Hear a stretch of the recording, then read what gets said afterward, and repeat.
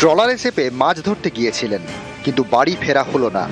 অভিযোগ, বাংলাদেশি নৌসেনা ছোড়া বল্লম কাকদ্বীপের মৎস্যজীবীর পেট এফোড় ওফোড় করে দেয়। প্রাণ যায় রাজদুল শেখের। আলে ছিল রাজদুল শেখ, তাকে বল্লম নিয়ে মেরেছে, বুকে করে বাঁশ নিয়ে মারার পর এপার থেকে মাছ ওপারে বেরিয়ে গিয়েছে। নিহত মৎস্যজীবীর কাকদ্বীপের বাড়িতে বুক ফাটা কান্না। অনন্ত আমার ছেলেকে ফিরিয়ে এনে দিলে ভালো হয়। দক্ষিণ 24 পরগনার নামখানা নারায়ণপুর ঘাট। গত 13ই ডিসেম্বর শনিবার এই ঘাট থেকে রওনা দেয় এপি পারমিতা 11। ট্রলারে ছিলেন 16 জন মৎস্যজীবী। 15ই ডিসেম্বর অর্থাৎ সোমবার কাক ভোরে বিপত্তি। অভিযোগ, ভারতীয় জল সীমান্তে ঢুকে পড়ে বাংলাদেশি নৌসেনা জাহাজ। মৎস্যজীবীদের ট্রলারে হামলা চালায়। তখন ট্রলারের হাল ধরেছিলেন রাজদুল শেখ। অভিযোগ, তাকে লক্ষ্য করে বল্লম ছোড়ে বাংলাদেশি নৌসেনা। রাজদুলের পেট এফোড় ওফোড় হয়ে যায়। তখনই তার মৃত্যু হয়। এখানেই শেষ নয়। অভিযোগ, এরপরেই বাংলাদেশি নৌসেনা জাহাজ মৎস্যজীবীদের ট্রলারে ধাক্কা মেরে সেটাকে ডুবিয়ে দেয়। প্রাণ বাঁচাতে তখন সব মৎস্যজীবী বঙ্গোপসাগরে ঝাঁপ মারেন।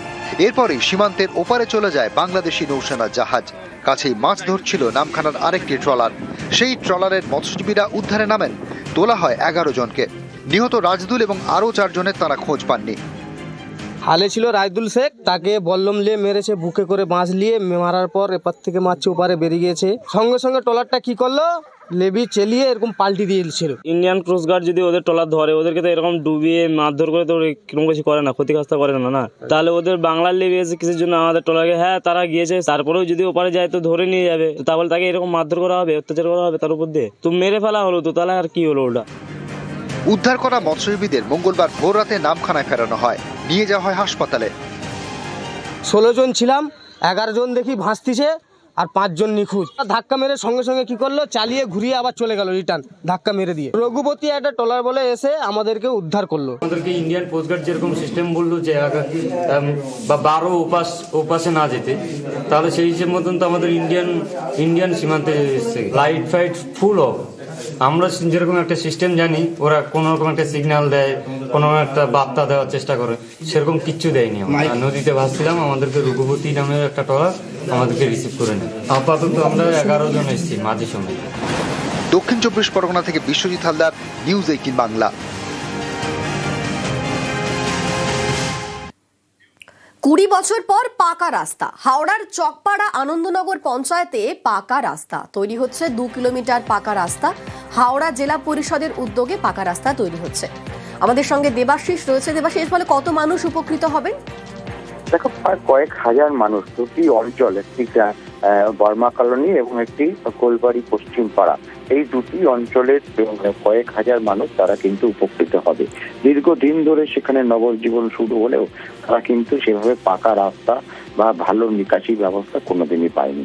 দীর্ঘ টানাপোড়েন অবশ্যই জেলা পরিষদে ভোটে জেতার পর পঞ্চায়েতের সমিতির জেলা পরিষদের তরফ থেকে কিন্তু উদ্যোগ নেওয়া হয়েছিল এই এলাকায় সরাসরি রাজ্য মুখ্যমন্ত্রী তার কাছে আবেদন করা হয়। সেই জায়গা থেকে রাজ্য সরকার প্রায় 88 লক্ষ টাকা অনুদান দেয়। সেই অনুদানে রাস্তা তৈরি হয়েছে। ধন্যবাদ।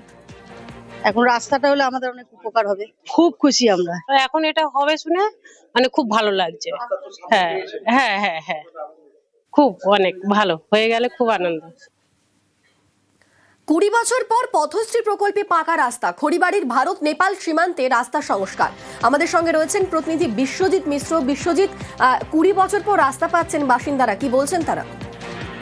একেবারেই খুশি এখানকার বাসিন্দারা, কারণ এই এলাকা শুধুমাত্র পশ্চিমবঙ্গের সঙ্গে যুক্ত নয়, পার্শ্ববর্তী বিহার সীমান্ত এবং নেপাল সীমান্তের প্রচুর মানুষ কিন্তু এই রাস্তার উপর দিয়ে যাতায়াত করেন।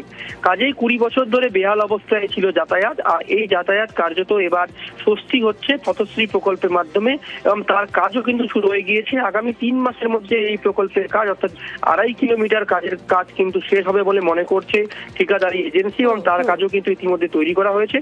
কোটি টাকা এই রাস্তা হবে, যাতে খুশি স্থানীয় বাসিন্দারা। প্রায় বৈরাগী জোট থেকে স্থানীয় বাসিন্দারা। ধন্যবাদ তোমায়।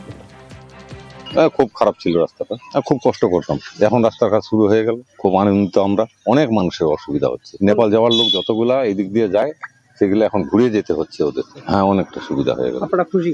হ্যাঁ, অনেক খুশি। হাইটে যাই, বাইক নিয়ে যাতায়াত হইতো না, এখন রাস্তাটা হয়েছে তখন ভালো হচ্ছে, 15-20 বছর পর হচ্ছে রাস্তাটা, এখন অনেক খুশি। গত 10 বছর ধরে এইভাবে বেহাল অবস্থায় পড়েছিল, এলাকার লোক অত্যন্ত খুশি যে এই রাস্তাটা আমাদের এই পথশ্রী প্রকল্পের মধ্যে যে আমাদের রাস্তাটা দিল, আমরা সবাই মিলে এই রাস্তাটা আমরা চেষ্টা করে আমরা করতে পেরেছি, এর জন্য আমরা খুব খুশি। এই রাস্তাটা মানে চলার মতো কোনো উপায় ছিল না। খুবই ইম্পর্টেন্ট একটি রাস্তা, বহুদিন যাবত প্রায় কোনো একদিকে রাস্তা কোনোদিনই হয়নি, কোনোটা রাস্তা 20 বছর আগে একবার সারাই হয়েছিল। আগামী দিনে আরো বেশি কাজ এখানে হবে।